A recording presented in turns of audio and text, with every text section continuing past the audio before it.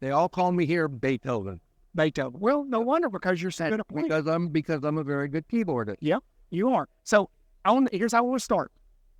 Just you're living on the streets right now, not for long, but right now at Dr. Walter Hardy's Park on MLK, and I live under the gazebo, and I have been living there now for 10 and a half months, and the reason that is our landlord sold the house that we had on South Curtis Street to Renaissance Creations over on Washington Pike, and they sunk $250,000 into that house to refurbish it, and they had to take everything down, all the way down to the 2x4s, and start over from scratch. And they put brand new hardwood floors in, redid the electrical work, and redid the plumbing. And the reason that is because the plumbing and the electric in that house were a nightmare on Elm Street. Yeah.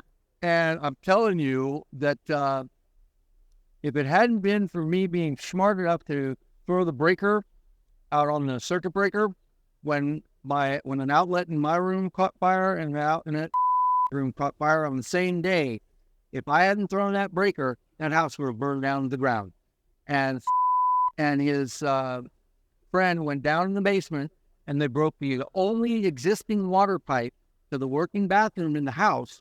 And all of a sudden, I noticed that the basement was flooded, and I see water going out the backyard, out back 40, and down the alleyway, flooding out people's backyard. And I said, call this immediately with the water key. And he said, what happened? I said, his friend were down in the basement, and they broke the existing water pipe to the bathroom. And now the basement is flooded, and there's water going out the back 40, and it's going down the alleyway, and it's flooding out people's backyard.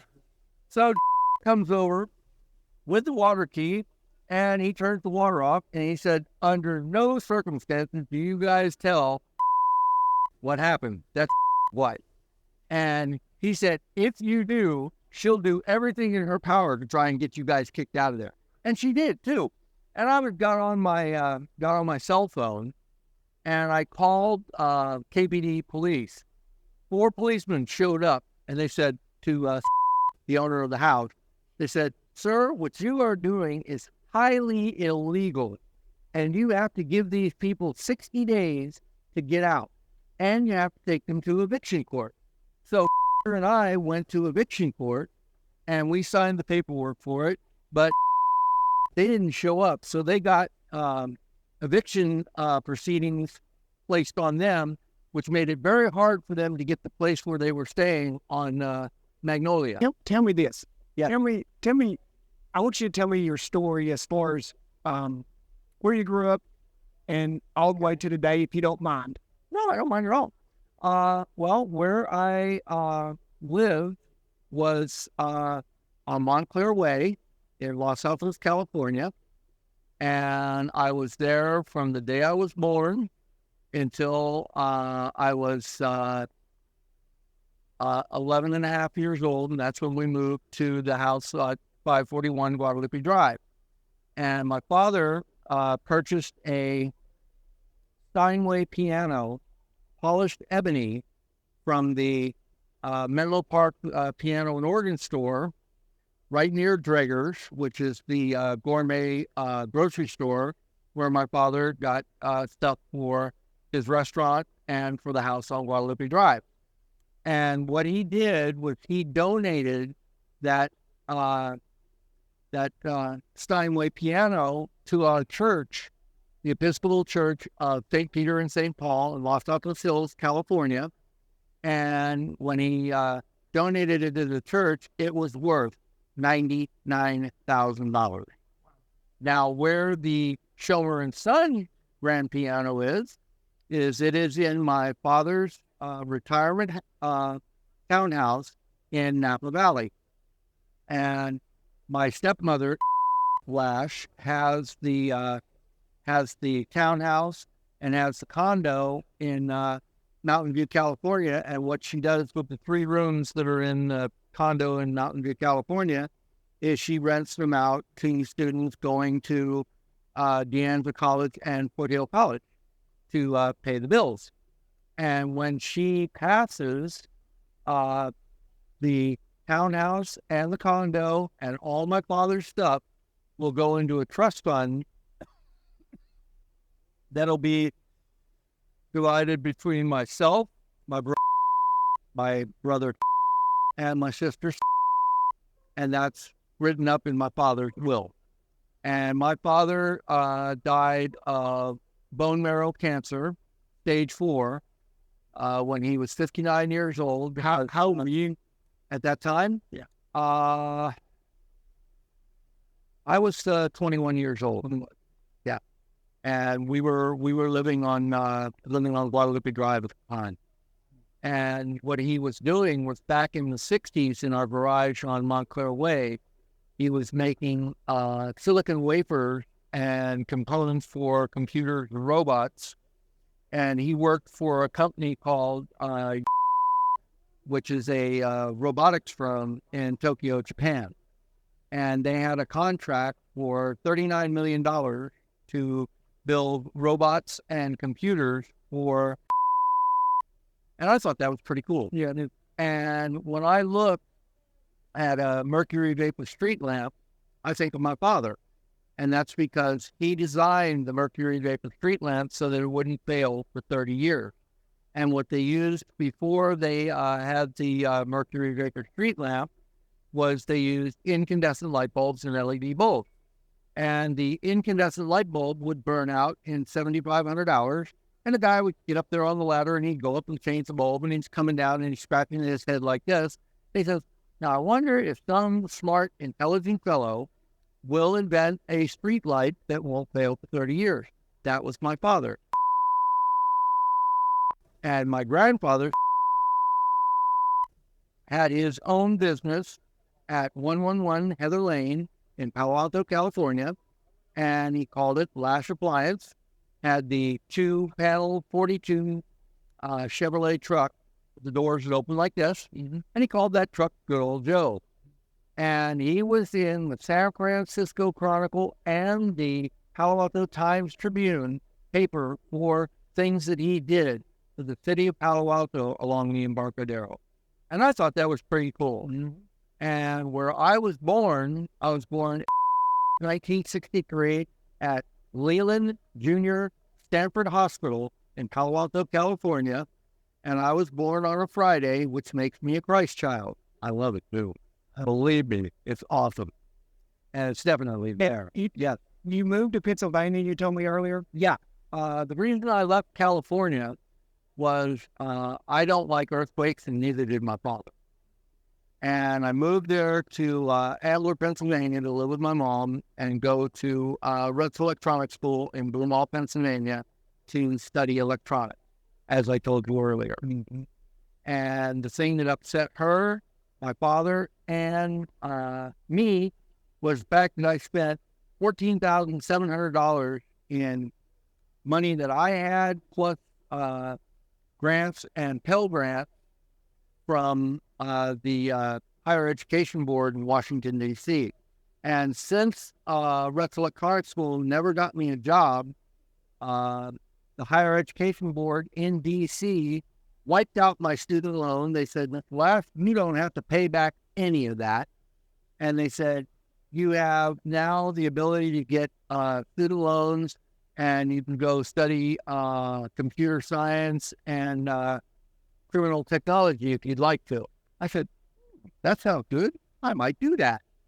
Because right now I'm looking forward to being a preacher, and I'm looking very forward to that.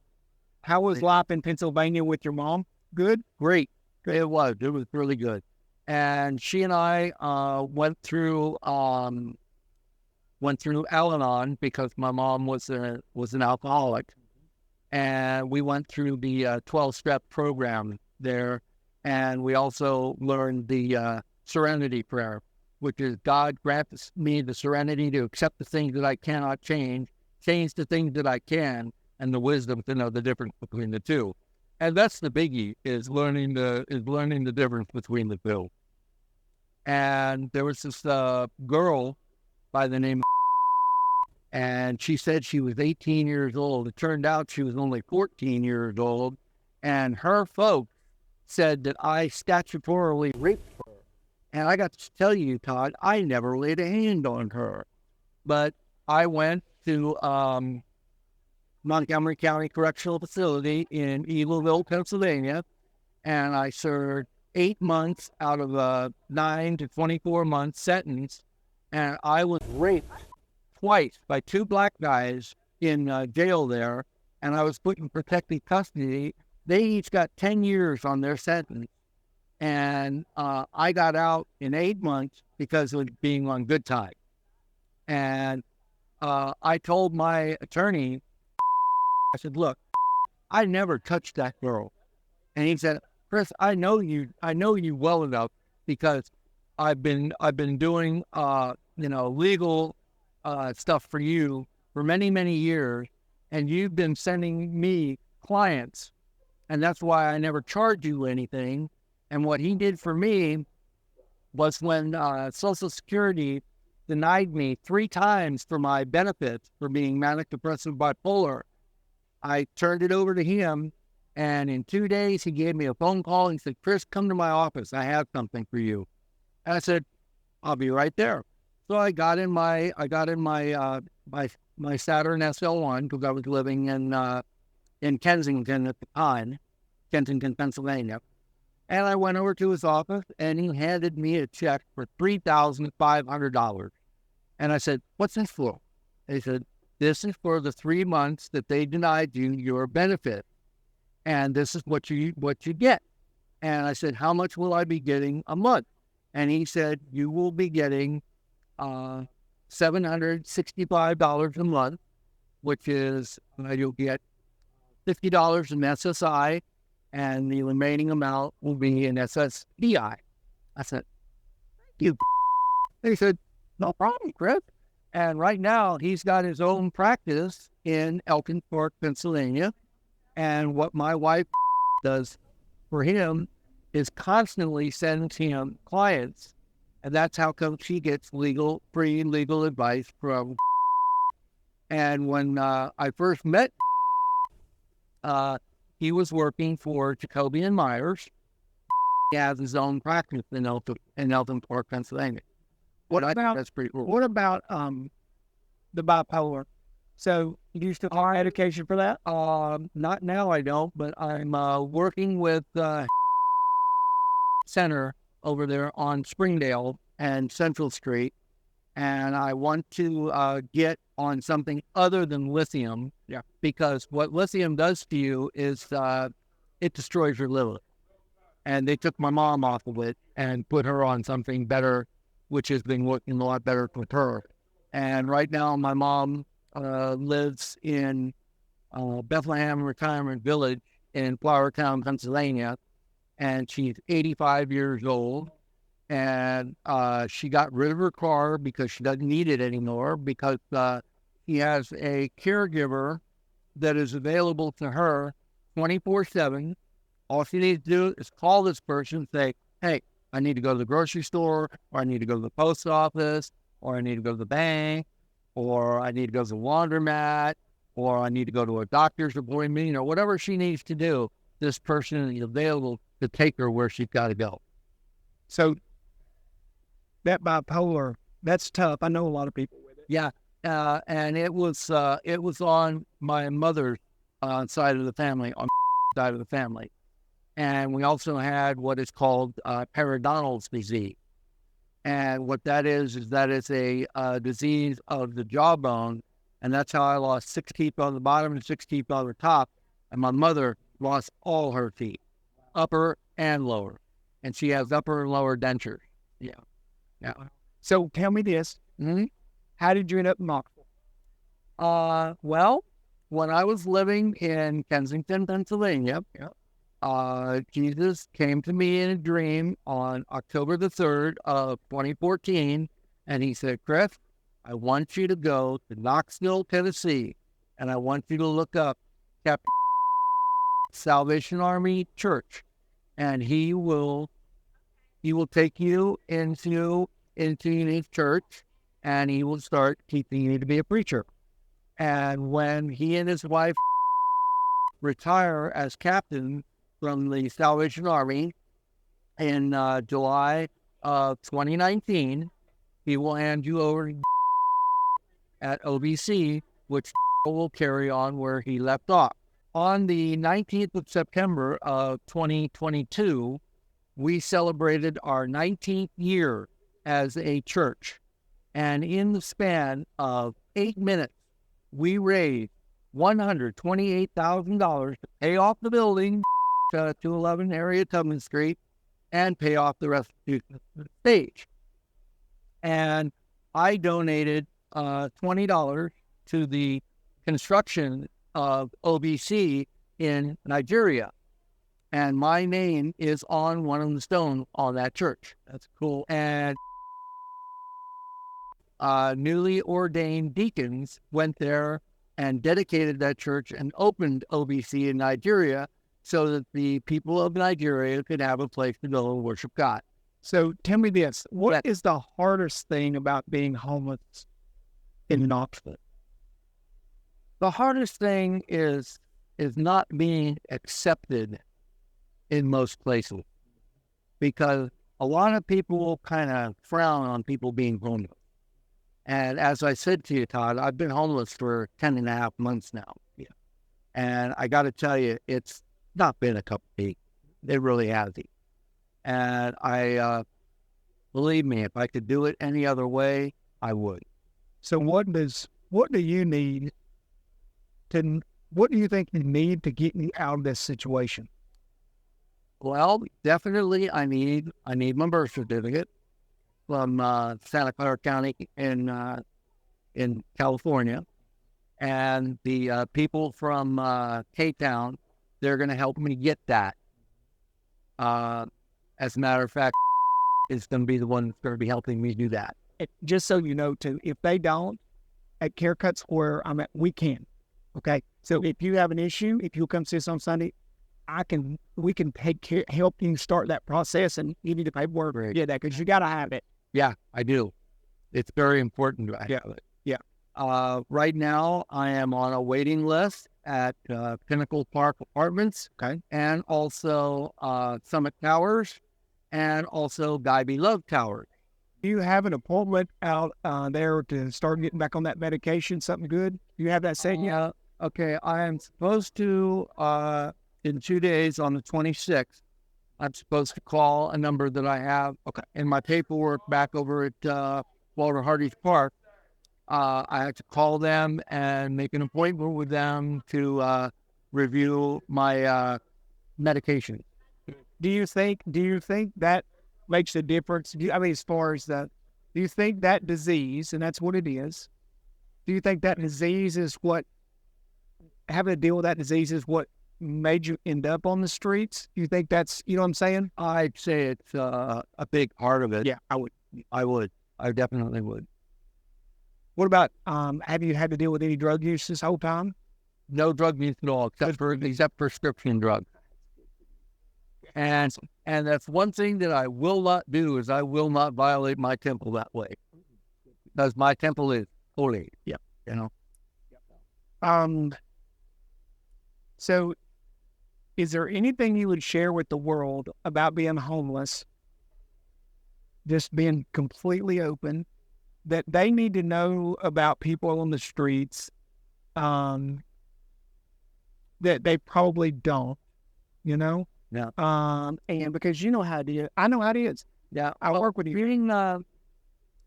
Being from experience of being on the street for 10 and a half months, I got to tell you, it's no fun at all. And most of the time, people don't understand, why that happens to them.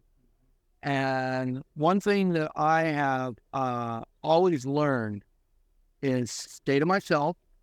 Don't poke my nose in other people's business, because every time when you do, it comes back and haunts you and bites you in the butt every time. And it's true. It is. And it's, and it's sad because one of the things, Todd, that people really don't realize is that they don't realize how good they have it until it's gone.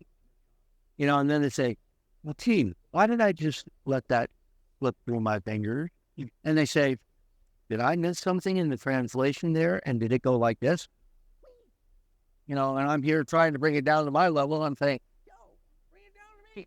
And then somebody says, well, why don't you fly up there like Superman? And I said, now, wait a minute. First of all, I am not from the planet Krypton.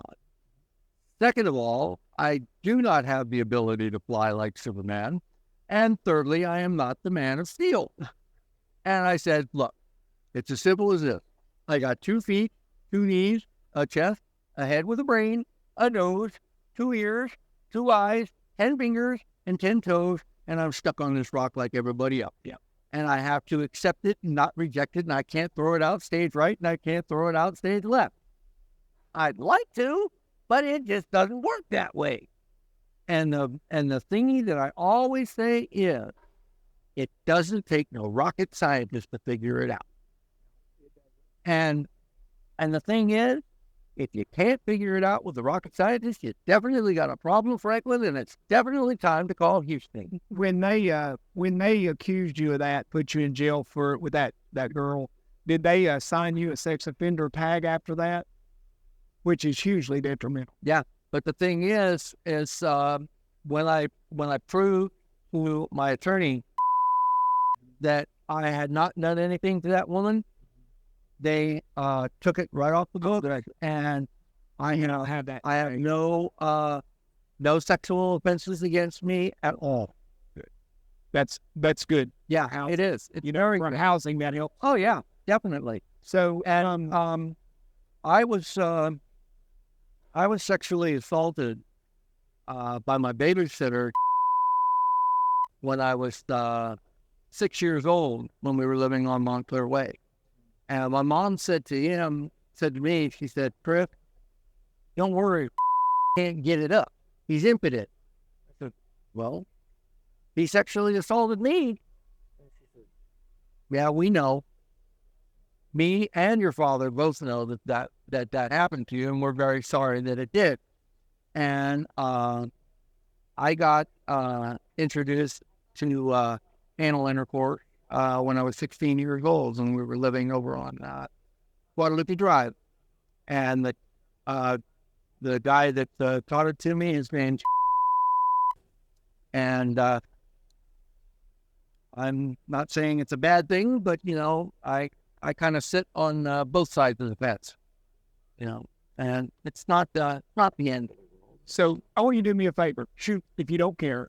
Play me a quick song. I want to get on here how good you are on that thing, because I've seen you already and I've heard you. I'm going to move this so I can get out of your way, but I'm just going to leave it on so it'll hear it good, okay?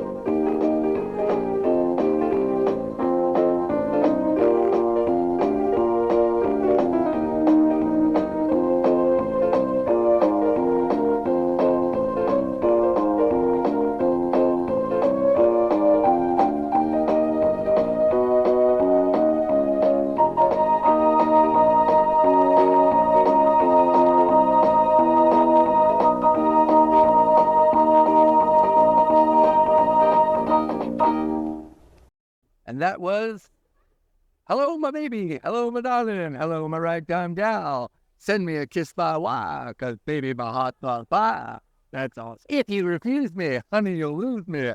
Then you'll be left alone. Oh, baby, telephone me and tell me I'm yours. Hey, I want to shake your hand, my brother. It's nice to know you. Nice to know you. It sure is. I'm going to take this off of you. Okay. So we get that out of the way. But Okay. I want to thank you for sharing any